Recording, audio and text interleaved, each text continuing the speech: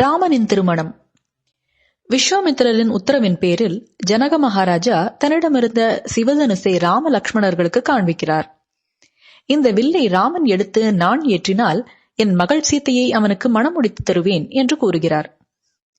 ராமர் முனிவரிடம் உத்தரவு பெற்று அந்த வில்லை எடுத்து நான் பூட்டும் போது அந்த வில் அவருடைய அபார பலத்தினால் இரண்டாக முறிந்து விழுகிறது. ஜனக மகாராஜா தன் மகளுக்கேற்ற மணாளன் கிடைத்ததில் மட்டற்ற மகிழ்ச்சி அடைகிறார்.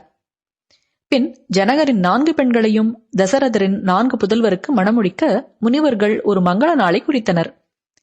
முனிவர்கள் குறித்த மங்கள நாளில் ஜனகர் தன் 4 பெண்களை அலங்கரித்து அழைத்து வர தசரதரும் தன் 4 புதல்வர்களையும் அழைத்து வருகிறார்.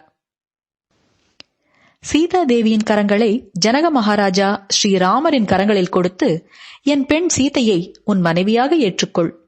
இவள் உன்னை நிழலென பின்தொடர்வாள், தர்மத்தில் துணை நிற்பாள், உனக்கு மங்களம் உண்டாகட்டும் என்று கன்னிகாதானம் செய்து கொடுக்கிறார்.